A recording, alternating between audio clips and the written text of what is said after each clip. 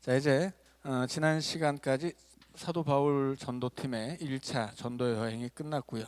이제 예루살렘 회의에 관한 이야기가 15장에 나오게 됩니다.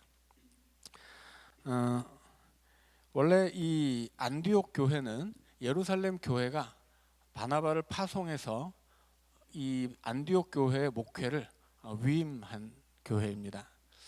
그래서 이 바나바는 예루살렘 교회 파송을 받아서 정식으로 이 안디옥 교회에서 목회를 했던 목회자이죠. 자, 그런데 어떤 사람들이 유대로부터 내려와서 형제들을 가르쳤다고 합니다. 이런 것은 사실은 목회 윤리적으로 맞지 않는 일이에요. 그래서 요즘에도 이단들이 그 사람들을 꼬실 때 주로 하는 얘기가 뭐냐면 어디 선교사님이 해외에서 사역을 하다가 한국에 나와서 잠깐 쉬는 동안에 성경 공부를 해준다더라 이런 얘기를 하거든요. 이단들이. 그런 거는 100% 거짓말입니다. 1%라도 예외가 없어요. 내가 다니는 교회가 있고 내가 소속된 교회가 있는데 다른 데서 목회하시던 분이 와서 다른 교회 소속된 교인들을 가르친다고 하는 것은 이것은 목회 윤리적으로 틀려먹은 일이기 때문에 그런 사람들은 그런 일들은 정상적인 교회에서 일어나는 일도 아니거니와 이 이단이나 사이비들이 항상 써먹는 레파토리가 어디서 목회를 하시던 훌륭한 분인데 잠깐 쉬는데 성경 공부를 한다 그런 얘기예요. 자, 그런 것은 있을 수가 없는 일이기 때문에 그런 얘기를 하는 사람은 그냥 이놈은 사기꾼이구나. 이거는 그냥 이단이나 사입에서 나왔구나라고 생각을 하시면 100% 맞습니다. 절대 틀리는 법이 없어요. 자, 이 안디옥 교회도 이제 그런 문제가 생긴 거죠. 안디옥 교회를 주관하는 가장 권위 있는 목회자는 바나바입니다. 바나바가 나중에 이제 성령의 인도함을 따라서 선교 사역을 나갔기 때문에 지금은 이 교회에서 누가 목회를 하고 있는지 우리는 알 수 없지만 기본적으로 안디옥 교회에서 가장 권위 있는 목회자를 찾는다면 당연히 바나바인데 예루살렘 교회로부터 예루살렘으로부터 안디옥 교회까지 어떤 사람들이 내려왔어요. 나중에 보니까 이 사람들은 바리새파주의자들입니다. 참 대단한 것이 유대로부터 안디옥까지는 500km의 거리입니다. 500km면 엄청나게 먼 거리죠. 근데 그 긴 거리를 이 시대에는 차를 타고 오는 게 아니잖아요. 걸어서 와야 합니다. 그러니까 엄청나게 먼 길을 그렇게 굳이 땀 흘리며 이렇게 왔다는 이야기예요. 잘못된 복음을 전하기 위해서 이렇게 먼 거리를 500km나 되는 거리를 불구하고 그것도 마다하지 않고 와서 이렇게 자기에게 이 교회에서 다른 복음을 가르칠 만한 자격이 없음에도 불구하고 굳이 찾아와서 이 잘못된 복음을 전하는 잘못된 열심을 품은 사람들이 있었다라고 하는 것입니다. 이 사람들이 가르친 이야기가 모세의 법대로 할례를 받지 않으면 너희들 구원받지 못한다. 이런 이야기입니다. 이것은 다만 예루살렘 이 사도행전에서 한 번만 나오는 문제가 아니고 신약 성경 안에서 모든 서신서들 안에 기본적으로 흐르고 있는 이 시대의 그 교회의 근본적인 문제 중에 하나였습니다. 그러니까 이 복음이라고 하는 것은 유대인들이 가지고 있었던 것이고 이게 이방 지역으로 전파된 것이기 때문에 유대인이 가지고 있었던 율법의 전통이 그 복음을 받아들이는 이방인들에게는 뭔가 대단히 있어 보이고 이거 함부로 무시해서는 안 될 것 같은 어떤 중요한 문제로 보였다라고 하는 것입니다. 그리고 이렇게 오늘 이 안디옥에 찾아와서 이 먼 길을 불구하고 찾아와서 잘못된 복음을 전했던 사람들처럼 이렇게 잘못된 복음을 전하는 사람들이 이 시대에 많이 있었다고 하는 거예요. 그래서 사도 바울은 항상 이렇게 잘못된 복음을 전하는 사람들과 굉장히 큰 대결을 벌여야 됐습니다. 그래서 이 바울의 서신서마다 그 안에 바울의 복음을 반대하는 율법주의자들의 이야기가 항상 있어요. 그래서 우리가 사도행전의 이야기 안에서 바울의 복음을 그렇게 내내 바울을 괴롭히고 잘못된 복음을 전했던 이 사람들의 얘기가 어떤 것인지를 좀 배워둘 필요가 있겠습니다. 이 사람들이 주장하는 것은 뭐냐면 첫 번째는 모세의 법이에요. 이것은 당연히 율법이죠. 자, 여기에다가 또 뭐가 필요합니까? 할례가 필요해요.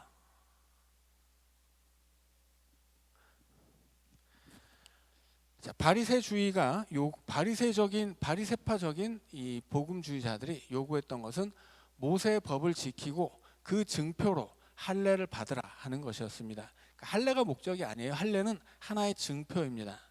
어떤 증표냐면 우리는 모세의 법을 지키는 사람이다라는 증표예요. 그래서 모세의 법을 지킨다는 것은 율법을 지키는 생활을 한다는 뜻이죠. 그리고 할례라고 하는 것은 증거 혹은 표징 이런 식으로 이야기할 수 있죠. 내가 모세의 율법을 지킨다는 어떤 증거를 할례로서 보여주는 거예요. 자, 그런데 그 시대 교회에서 초대교회에서 교회 예수를 믿고 교회의 일원이 되는 것은 율법을 지키고 할례를 받는 것으로 이루어지는 것이 아니었죠. 자, 이것과 비교해서 가장 정당한 복음은 무엇이냐면 예수 그리스도를 믿는 거예요. 자, 그리고 여기에 덧붙인다면 할례와 반대되는 것이 뭐가 있겠습니까? 당연히 세례죠. 예수 그리스도를 믿고 그 믿음으로 구원을 받는 사람들은 세례를 받음으로써 그리스도의 몸된 교회의 일원이 되는 것입니다. 그런데 이 정당한 복음을 전하는 그 반대편에서 바리새적인 복음을 전했던 사람들은 아니야, 이걸로 다 되는 게 아니고 모세의 법을 지켜야 돼. 율법도 지켜야 돼. 믿음으로만 되는 것이 아니라 율법도 지켜야 돼. 그리고 세례를 받고 교회의 일원이 되는 것은 안 돼. 할례를 받아야 돼. 이거 무슨 얘기입니까? 할례를 받는다는 것은 유대인이 된다는 뜻이에요. 구약 시대부터 이 유대교에서는 유대교의 복음을 전해서 율법을 지키기로 약속하고 할례를 받는 사람들은 그가 이방인이어도 유대인으로 받아들였습니다. 그래서 할례를 받으라고 하는 요구는 무슨 뜻이냐면 너희들이 단순히 교회에 소속된 교인이 된 것으로는 부족하다. 너희들은 유대인이 되어야 된다. 왜냐하면 유대인은 하나님이 선택하신 선민이기 때문인 거죠. 그래서 아직도 구약에서 벗어나지 못하는 사람들은 예수를 믿어도 이것으로는 안 되는 거예요. 율법을 지켜야 됩니다. 예수님을 믿고 세례를 받고 교회의 일원이 되어도 이것으로는 안 되는 거예요. 할례를 받고 유대인이 되어야 돼요. 그러니까 유대인들은, 이 바리새적인 유대인들은 예수님을 믿어도 교회보다는 이스라엘이라는 민족을 추구했던 거죠. 성경은 교회가 새 이스라엘이라고 이야기하지만 그 시대 유대인들에게는 그거는 받아들일 수 없는 얘기예요. 왜냐하면 자기가 유대인이기 때문이죠. 내가 유대인이고 내가 아브라함의 혈통을 태어난 사람인데 그것은 필요 없고 이제는 예수를 믿고 세례를 받아서 교회의 일원이 되면 교회가 새 이스라엘이다 이렇게 얘기를 하니까 손해보는 거잖아요, 이 사람들은. 그래서 그럴 수는 없다. 할례를 받고 구원받으려면 율법도 지켜야 되고 할례를 받아서 유대인이 되어야 된다 이렇게 이야기를 한 것입니다. 그런데 이게 이제 뭐가 문제냐라고 하는 거죠. 자, 뭐가 문제냐면 이제 사도들이 하는 이야기를 이제 들으면 알겠죠. 자, 11절에 보면 11절에 베드로가 뭐라고 이야기하냐면 그들이 우리와 동일하게 주 예수의 은혜로 구원받는 줄을 믿노라. 자, 구원이라고 하는 것은 뭐예요? 주 예수를 믿음으로 받는 거예요. 율법을 지키느냐 아니냐 이것은 하등 상관이 없습니다. 자, 그런데 이 반대편에 선 사람들은 주 예수를 믿기만 하면 구원받는 것은 안 된다. 그렇게는 구원받을 수 없다라고 하는 거예요. 그래서 구원을 받으려면 뭐가 필요한 거예요? 율법을 지키는 것이 필요한 거죠. 자, 그래서 말하자면 구원을 받기 위해서 이만큼의 의가 필요하다고 해보죠. 이게 우리가 믿는 예수 그리스도의 의예요. 예수 그리스도의 의라고 하는 건 뭐냐면 예수님은 죄가 없으시잖아요. 죄가 없으신 분이 우리를 대신해서 십자가에 죽으셨단 말이에요. 그것을 우리는 대속이라고 하는 것은 대신 속량했다라는 뜻이고, 속량이라는 것은 값을 치른다는 뜻이에요. 그래서 죄값을 예수님이 십자가에서 대신 치렀다는 뜻입니다. 그것이 대속이에요. 그래서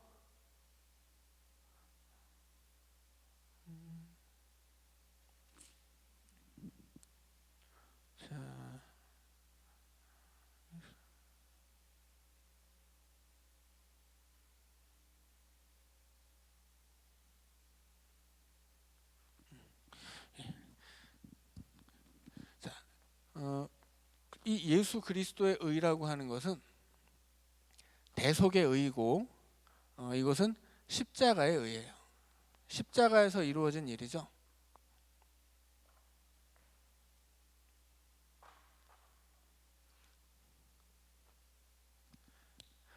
자, 예수님이 십자가에 죽으심으로써, 죄가 없는 분이 우리 대신 죽음으로써 대속하심으로써 우리는 죄가 있지만 죄 없는 예수님의 의가 우리에게 온 거예요. 그러면 우리의 죄는 어떻게 됩니까? 십자가를 통해서 예수님에게 전가되는 거죠. 예수님의 의가 십자가에서 우리에게 오고, 우리의 죄가 십자가를 통해 예수님에게 가는 거예요. 그래서 예수님은 우리를 대신해서 하나님의 심판을 받죠. 십자가에서 저주를 받는 거예요. 그래서 하나님께 버려집니다. 우리는 어떻게 됩니까? 그 십자가를 통해서 예수 그리스도가 가지고 있었던 그 의로움을 우리가 얻고, 그리고 예수님을 대신해서 하나님의 자녀가 되고, 예수님을 버려지는 예수님을 대신해서 하나님에게 받아들여지는 거예요.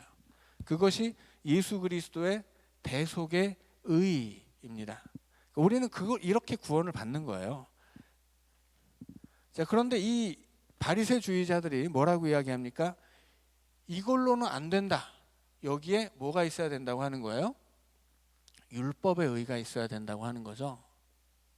그러니까 이만큼을, 이게 100이라고 하면 여기서 뭐 전부는 아니라도 한 10% 정도를 이 율법의 의가 있어야 된다고 하는 거예요. 그러면 결과적으로 이건 어떻게 되는 거예요? 우리를 구원하는 예수 그리스도의 의가 100%였는데 이 100%였던 예수 그리스도의 의를 90%로 제한하고 축소시키고, 그 나머지 10%를 율법의 의로 채우는 거예요. 그럼 어떻게 됩니까? 예수님의 십자가의 공로가 작아지는 거죠. 그거를 축소하고 거기에 율법의 의를 집어넣는 거예요. 그런데 율법의 의라는 건 뭐예요?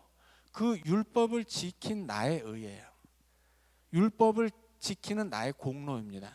그래서 결국은 이 예수 그리스도의 의, 이 예수 그리스도의 100%, 예수 그리스도의 의 100%로 우리가 구원을 받는 것인데, 여기에다가 율법을 지키는 우리 자신의 공로가 들어가야만 구원을 받는다, 이렇게 주장하는 겁니다. 결국은 이것은 은혜로 받는 구원을 부정하고 내 공로로 받는 구원을 주장하는 거예요.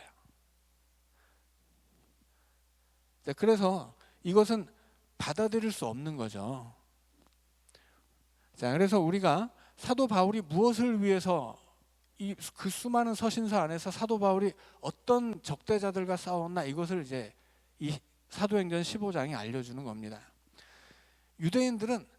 유대인들에게 율법이라고 하는 건 뭐 늘 말씀드리지만 그 사람들에게 율법은 마치 피부와 같은 거예요. 옷 같으면 그냥 벗을 수 있죠. 새 옷을 입을 수 있어요. 근데 유대인들에게 율법은 피부와 같아요. 이건 벗겨낼 수가 없는 거예요. 태어날 때부터 유대인으로 태어나고 태어나면서부터 율법을 지키고 죽을 때까지 그 율법 속에서 살거든요. 어려서는 그 13세 되기까지 모세오경을 달달 외워야 돼요. 그래야 성인식을 치를 수 있어요. 이 유대인들에게 율법이라고 하는 것은 아주 그 생각 속에, 그들의 몸 속에, 그들의 생활 속에 인이 박힌 거예요.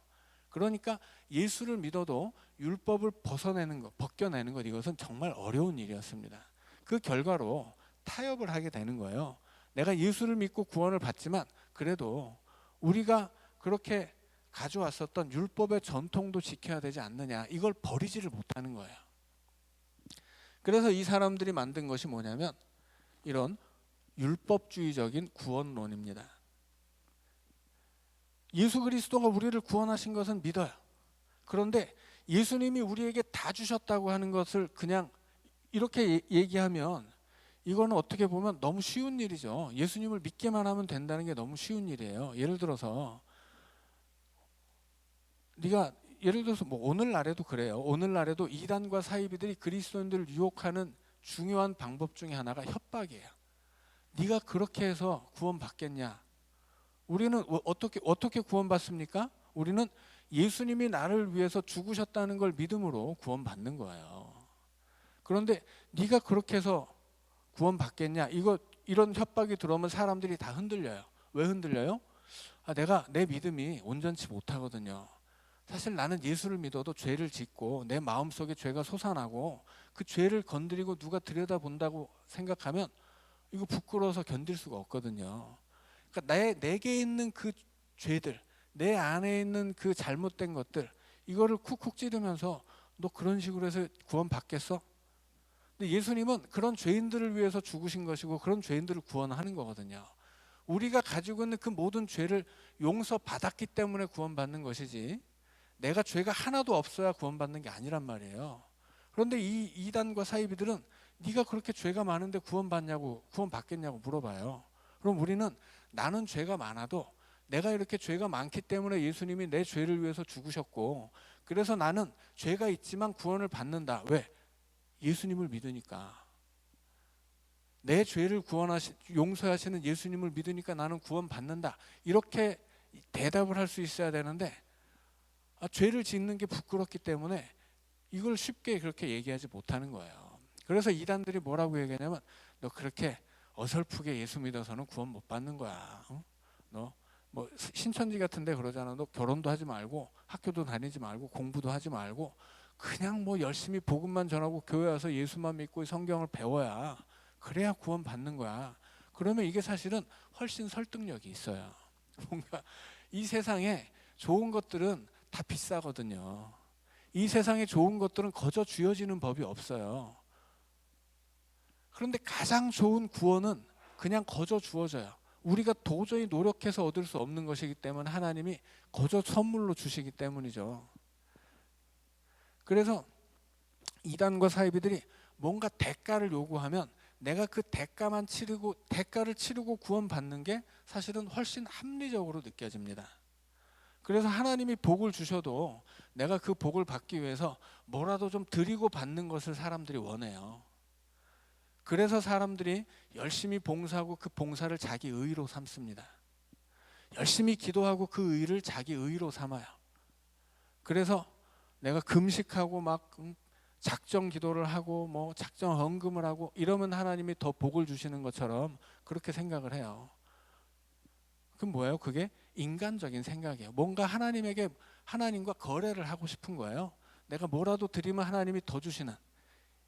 우리나라 말로는 두꺼바예요. 두꺼바 헌집 주께 새집 다오. 하나님은 우리에게 영원한 하나님 나라의 그 영원한 집을 공짜로 주셨어요. 예수 믿는 자들에게. 그런데 우리는 뭐 이런 헌집이라도 드리고서 그 새집을 받으려고 한단 말이에요. 왜냐하면 사람들이 세상에서 다 그렇게 살았기 때문이죠. 근데 그 모든 거래를 무효화시키고 뛰어넘어서 그냥 우리는 도저히 얻을 수 없는 그 구원의 선물을 하나님이 거저 주셨단 말이에요. 그게 은혜인 거죠.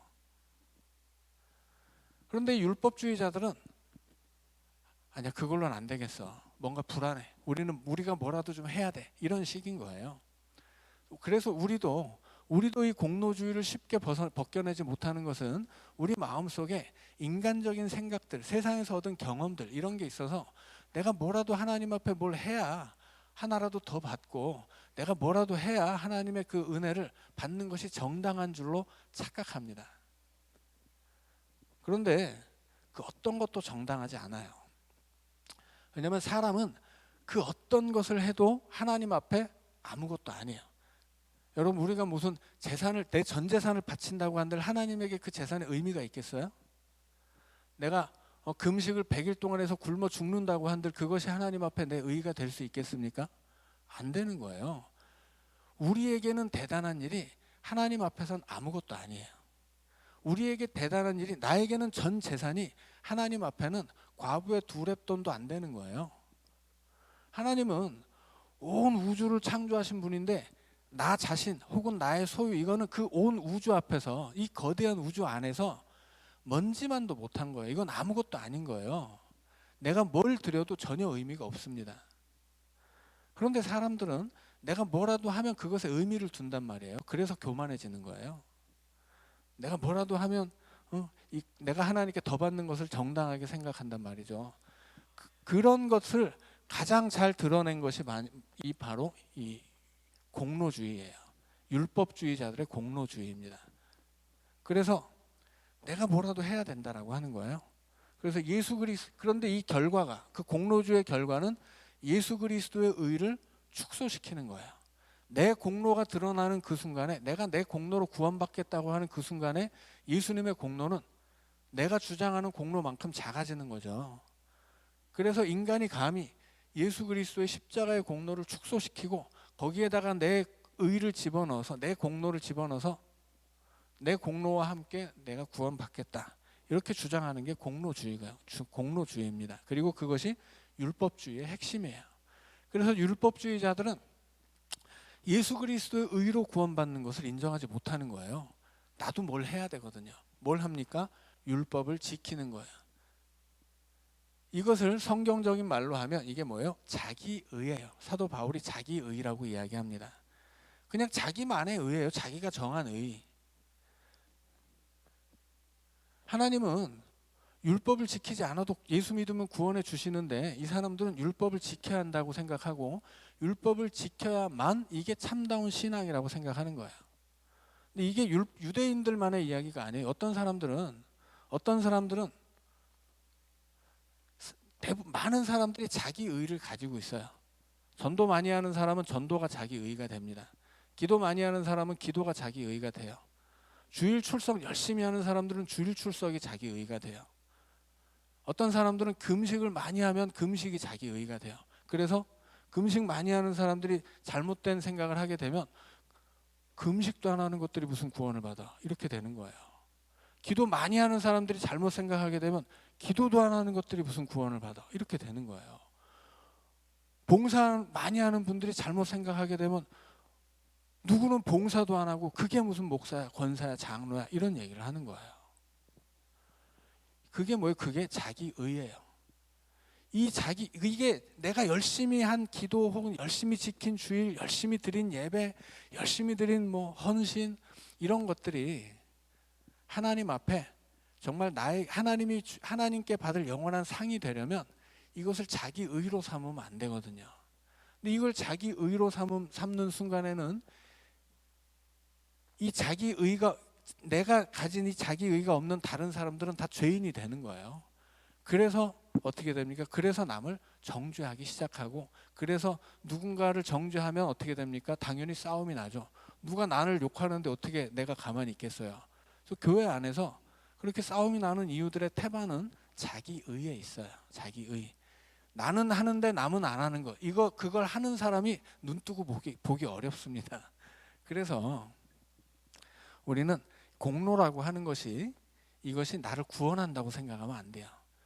내가 공로로 생각할 수 있을 만큼의 우리는 율법을 지키는 사람들은 아니니까 율법과는 상관이 없겠고, 내가 의로 삼은 것들 있잖아요. 내가 특별히 남보다는 좀 나은 것, 이것이 있다면 우리는 그것을 가지고서 하나님이 나에게 이런 구원의 귀한 선물을 공짜로 주셨으니까 이게 너무나 감사해서 드리는 구원에 대한 응답, 그 은총에 대한 응답, 너무나 감사하기 때문에 하나님께 내가 드릴 수밖에 없는 것, 감사라고 생각을 해야지, 내가 뭐라도 하나 한다고 해서 그것을 내 자랑으로 삼고 그것을 내 의로 삼아서 남을 정죄하기 시작하는 그 순간에는 이건 다 헛된 것이 되는 거예요.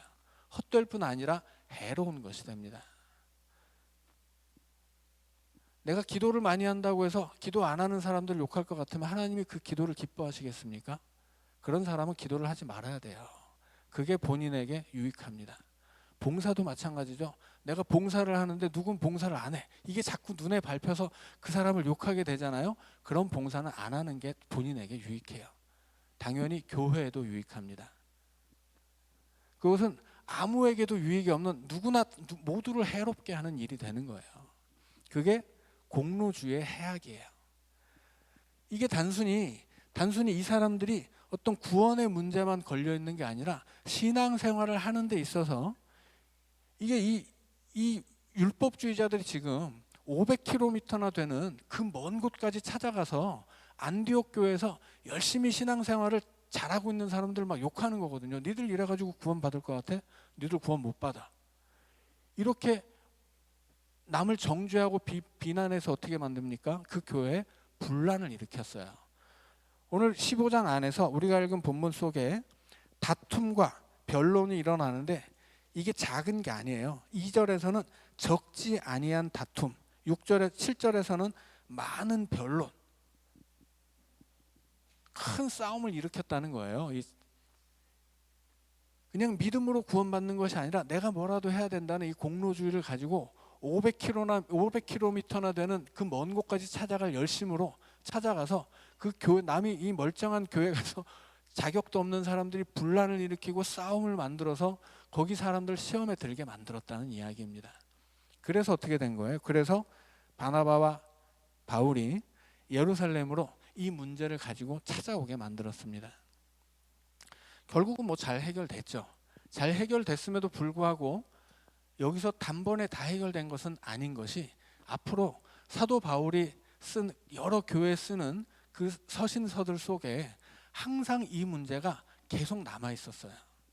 그러니까 이 공로주의라고 하는 것이 예루살렘 회의를 통해서 원칙적으로는 정리가 됐지만 현실적으로는 정리가 안 됐다는 겁니다. 원칙적으로 이방인들에게 율법을 지키라고 할 이유는 전혀 없어요. 우리는 이방인이든 유대인이든 예수님을 믿고 구원을 받는 거예요. 똑같아요. 똑같음에도 불구하고 이래서는 안 된다라고 하는 잘못된 주장이 잘못됐다는 것이 이미 확인됐음에도 불구하고 계속 되는 거예요. 원칙적으로는 합의가 됐는데 심정적으로 합의가 안 됐다는 거예요. 왜? 그만큼 버리기 어려웠기 때문이죠. 우리 마음속에 우리가 가지고 있는 자기의라고 하는 것은 그렇게 어렵습니다. 버리기가 어려워요. 내가 하나님 앞에 정말 감사한 마음으로 예배도 드리고 봉사도 하고 헌신도 하고 주일도 지키고 뭐든지 우리는 정말 그 감사한 마음 때문에 하나님 앞에서 하나라도 더 뭔가를 하고 싶어요. 그런데 마귀가 우리의 마음을 틈타서 내가 정말 감사로 해야 할 그 모든 일을 나의 의로 바꿔버립니다. 우리를 유혹해서 그것을 의로 바꾸고 그리고 내가 하고 있는 일을 하지 않는 사람들을 비난하게 만들고 정죄하게 만들고 심지어는 네가 그렇게 해서 구원을 받을 것 같아? 이렇게 구원받지도 못하는 것처럼 구원이라고 하는 것은 여러분 전적으로 하나님의 은혜입니다. 누가 구원을 받았네 못 받네 그래서 구원을 받겠느냐 못 받겠느냐 이런 거는 우리가 입에 담을 수 있는 이야기들이 아니에요. 그것은 하나님이 은혜로서 우리에게 베풀어 주시는 것이지 누군 믿음이 좋아서 더 받고 무슨 믿음이 적어서 덜 받고 이렇게 사니까는 못 받고 저렇게 사니까 나는 받을 수 있고 이렇게 얘기하는 것은 그냥 교만에 지나지 않습니다. 그것은 인간들의 교만에 지나지 않고 구원이라고 하는 것은 은혜예요. 그냥 선물입니다. 하나님이 하나님의 자녀된 우리에게 선물로 주신 거예요. 그리고 그 선물은 예수를 믿음으로써 받습니다. 다른 것은 필요가 없어요. 내가 뭘 남보다 좀 더 잘하는 게 있다고 한들, 내가 좀 더 하는 게 있다고 한들, 그것을 가지고서 구원을 받네 못 받네 하는 것은 무조건 잘못된 이야기입니다. 그러니까 우리가 이런 그 이단들의 이단적인 이야기가 그때만 있었던 게 아니고 오늘날에도 있거든요. 오늘날에도 이단들은 니네가 그렇게 열심히 없어서 그렇게 연약한 믿음으로 구원 받겠느냐 이렇게 우리를 정죄해요. 그러나 우리는 내가 예수를 믿기만 하면 구원 받기 때문에 거기에 흔들릴 필요가 없습니다. 내가 당연히 죄 짓죠. 어떻게 죄를 안 짓겠어요. 내가 죄인인데. 우리는 용서받았을 뿐이지 죄를 안 짓는 게 아니에요. 그러니까는 나의 부족함 때문에 구원받지 못한다고 생각하면 안 됩니다. 예수 그리스도의 공로는 그분의 은혜는 내 죄보다 더 강한 거예요. 그래서 내 죄를 덮어버립니다. 그래서 우리는 구원받는 거예요. 그러니까 그런 이단들의 정죄함 앞에서 불안해하거나 두려워하지 마시라는 거예요. 그리고 이런 공로주의적인 생각, 이렇게 남들을 쉽게 정죄하고 비난하기까지 그렇게 우리를 만들어내는 이 공로주의를 우리 안에서 없애야 돼요. 우리가 무엇을 하든 그 모든 것들은 감사해서 하는 것이지 뭘 더 받으려고 그렇게 하는 게 아니다라고 하는 것입니다. 자, 그래서 이 사도 바울이 정말 복음서뿐만이 아니라 앞으로 내내 서신서 안에서 싸웠던 이 율법주의자들의 공로주의가 무엇인가, 이제 그것을 잘 이해하시면 되겠고, 이제 남은 이야기들은 다음 시간에 함께 나누도록 하겠습니다.